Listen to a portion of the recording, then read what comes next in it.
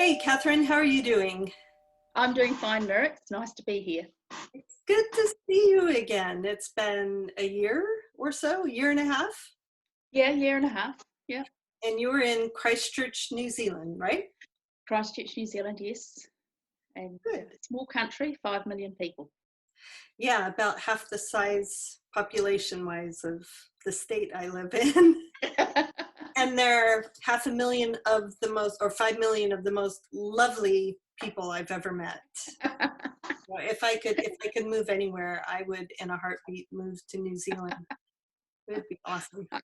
I think we're getting a few people saying that at the moment. Yeah. Yeah, So yeah. how are things? How are things there? Tell me what the situation is in New Zealand and where you are in Christchurch. Okay, the whole country is in total lockdown. Okay, so that we've been in total lockdown for 4 weeks and it's just been extended until midnight next Monday night. So Monday is a public holiday here. It's what we call Anzac Day, which is like your Remembrance Day. Yeah. This is particularly for the Australian and New Zealand veterans from the wars. And so we've been in total lockdown, which means you don't leave your house unless you've got to go to an emergency or go get groceries. You're allowed to exercise, so we can walk on the street or go for a bike ride, but we must stay within our area. And if we see somebody else, we've got to social distance. Right. So I was reading something yesterday that the police had said about 99.98% of people are totally sticking to the rules and staying home and not going out. So as a result, our cases, we've had 13 deaths and just over around about 1,300 cases of COVID, but about 1,000 or so have now recovered. And our caseload dropped yesterday, I think, to 5 new cases, which were all known from a cluster. So Wow. they all connections. So we're doing really, really well in that respect. So on Tuesday morning or Monday night, we go to level 3, which for us is similar, but our shopping malls won't be open. They're all shut. So on Tuesday, we will be able to go out and buy takeaway coffee. So we can order it and go and pick it up, which would be nice. I miss my coffee. And we can get takeaways if we want to, but again, it's collect. It's not go in and sit down. So as much contactless as we can. Construction can start and schools will start for those that emergency services workers and that need childcare. Or if you feel it's voluntary, if you feel you need a break and your kids want to go to school, they go back to school, but that's only up until the year that they're aged 14.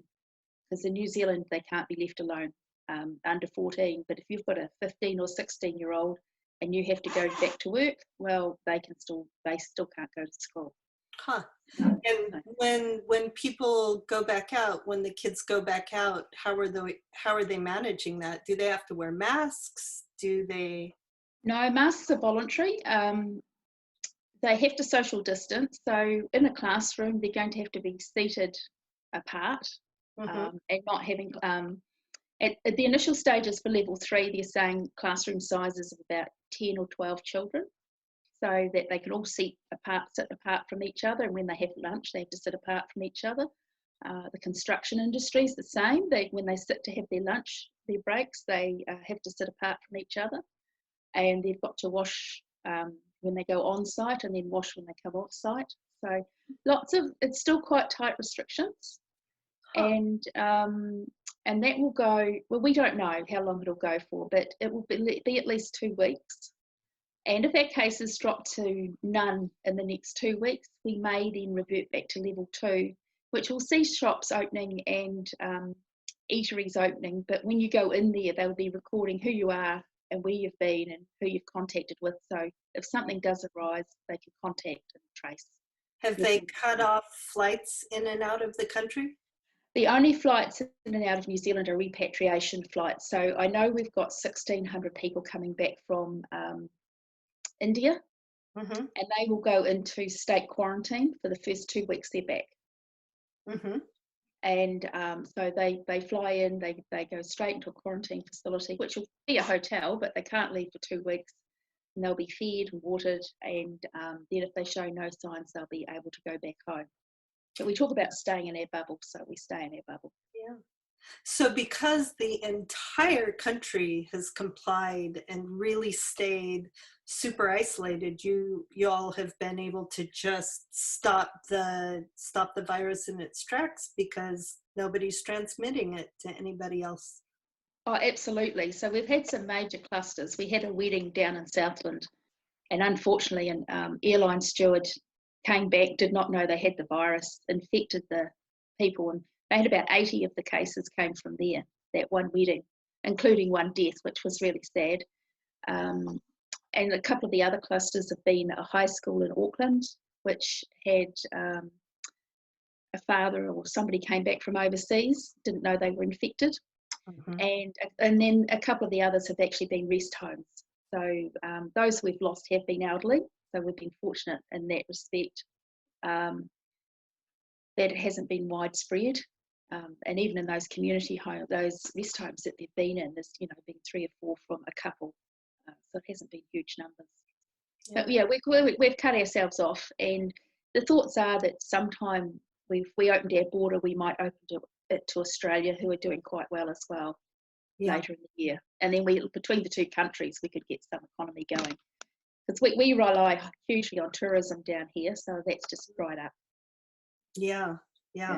Everything has. Is the government supporting people while everything is shut down?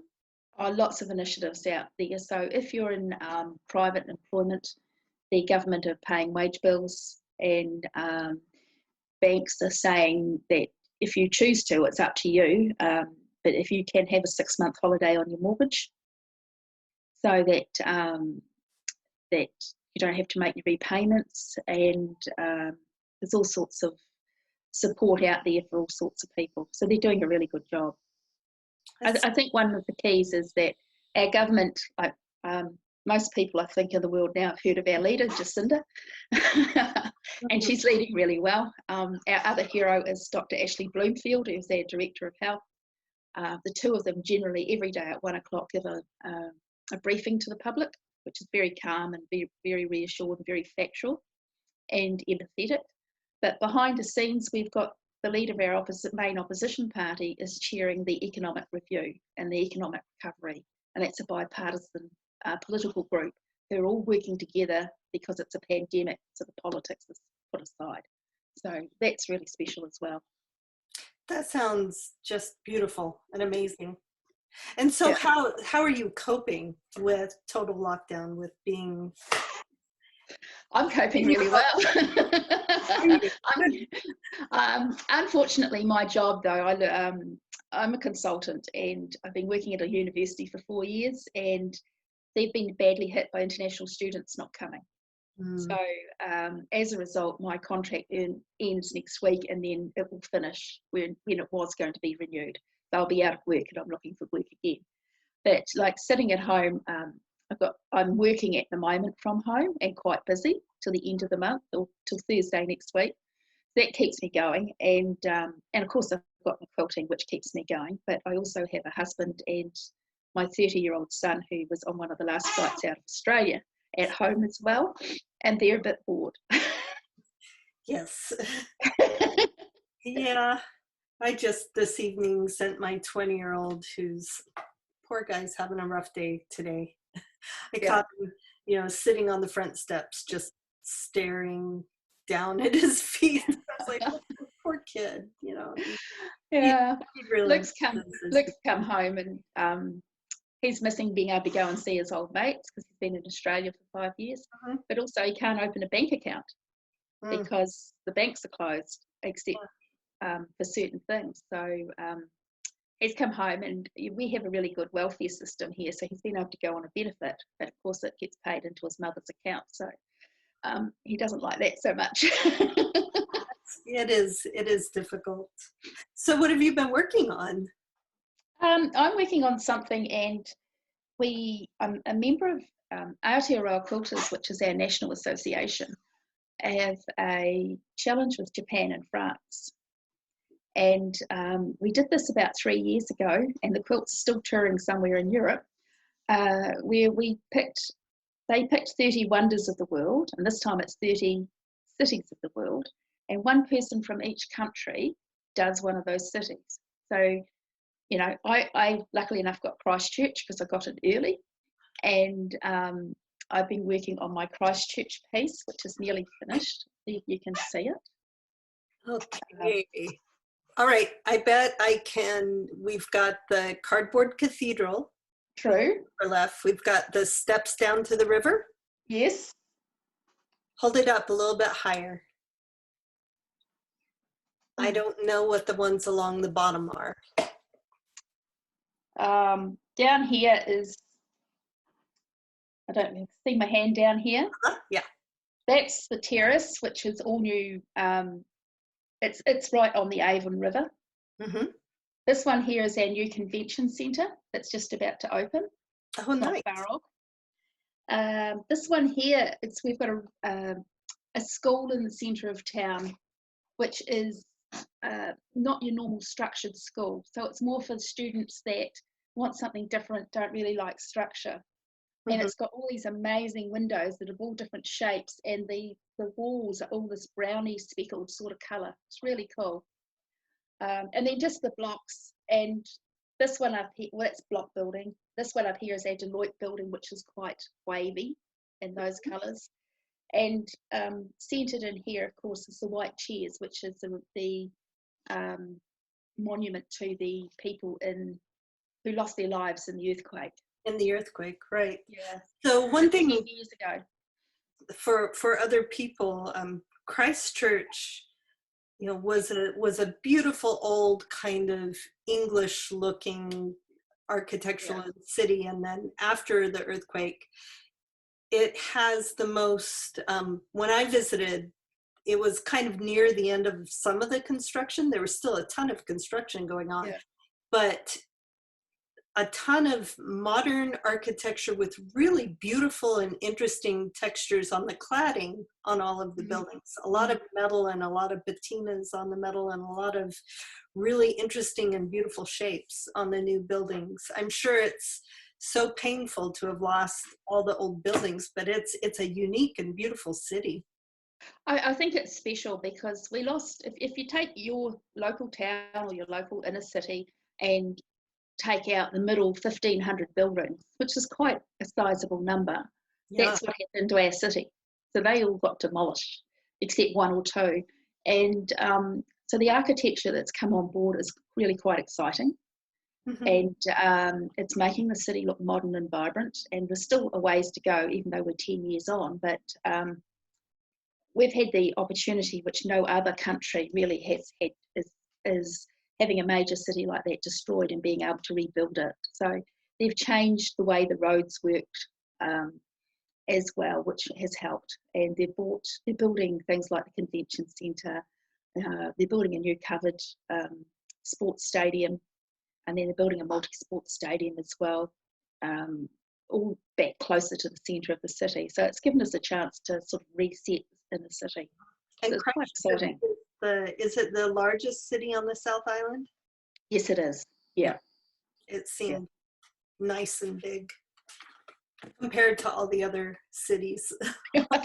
Well, for your viewers, cities in our country, Christchurch is about 450,000 people. Yeah.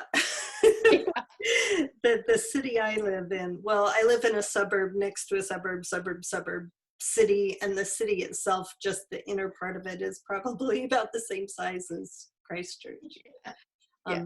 But just a beautiful, beautiful place. I enjoyed visiting it, and again, the people there are so nice, but also really down to earth and funny. You guys are funny. You're not afraid to dig and tease, which I love. No, we're not afraid to do that. I think Kiwis really are just, we're this end of the world, so we watch from afar and we laugh and think how lucky we are to be down this end of the world, I have to say. And we have a lot of fun. We're pretty down to earth, pretty laid back. And I compare, my husband's Australian, so I compare ourselves to the Australians, and we're probably not as laid back as them, a little bit more conservative than Aussies, but pretty similar. Mm-hmm. Yeah. The Aussies that I know tend to have a little sharper edge to them. Very similar, but just very a similar. edgier. It's good. How are the quilters there? Are you getting together virtually with other quilters doing any projects there? We've got a Sakwa Oceania region, which I belong to, and we had a Zoom meeting the other day that was really, really good. Yeah. And that was good to connect. So that's all the Australian and New Zealand members that wanted to join.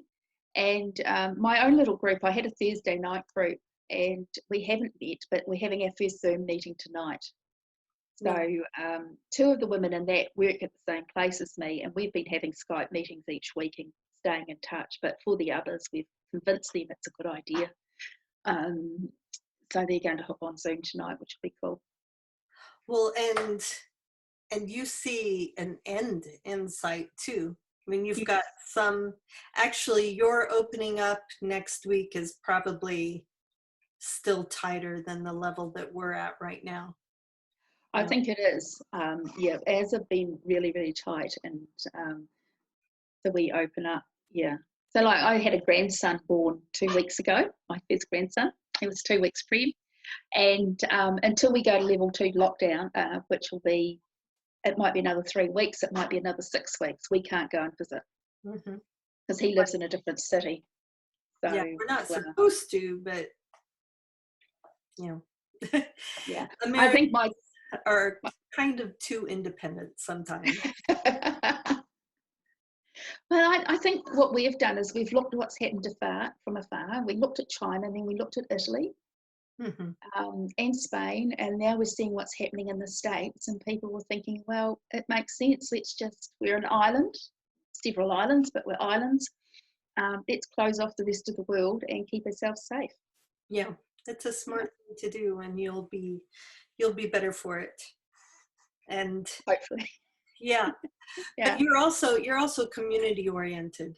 I mean, you do a lot of things for the benefit of community instead of that's true. just for yourself. Yeah, that's true. And so on Saturday, we've got our Anzac Day, which is remembering those that were lost in World War I and World War II. And since we lost 10 in Afghanistan, we were in peacekeeping. So that resonates. So there's a lot of things that are going up at the moment are, make a big poppy, a red poppy, and put it on your fence, that sort of thing. Or the dawn parade is normally 6 o'clock, so it's not happening. So go and stand at the end of your driveway at 6 o'clock and see who else is out there. There's been a lot of dance parties, competitions put on TV. So the major channels have had the best dad moves competition one week, and then the best mum moves competition the next week. And with sports all suspended, of course, they've now got your home sports, and there's some talented people out there that can hit a golf ball from here to there and across there, and it ends up in a bucket. So they're always fun. So, and I think for Christchurch as well, we've been through quite a lot in the last 10 years. So we had, for those that don't know, in 2010 we had a major earthquake, and then it was followed by four more major earthquakes in the next 12 months. One of those that killed a lot of people, and that brought out a lot of sense of community. So people are quite resilient.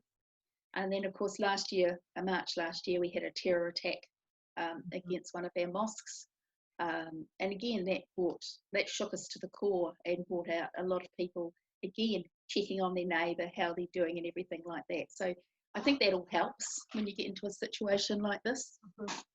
Yeah, like I said, it's a beautiful sense of community there. I was there all of February last year, so I think it was the week after I left New Zealand that the shooting happened. So I was still tied in and glued to everything that was going there, and it really was beautiful how the community in the whole country kind of came together in support and togetherness to support each other. Yeah, it's sad that tragedy brings people together, but I think it does bring out the best in people that are already good. I agree. Yeah, I agree. And I think we like a little, if you compare us to the rest of the world, we're like a little country town, you know. So in a country town, everybody all over the world gets behind and supports each other. And, you know, that's what's terrific about it. Yeah. Good.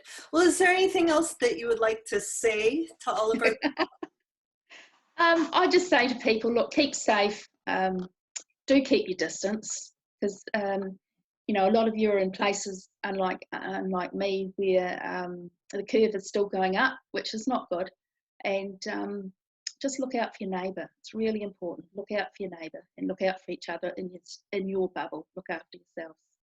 Yeah. And there will be an end. There will be an end. We'll be back to normal. Yeah, and someday I'll get back down and see you again and enjoy the lovely people in Australia. Hopefully in 2022. That would be great. That would be fabulous. Well, until then, stay safe, keep quilting, keep making beautiful things. And take care. Thank you. Bye-bye. Bye. Bye.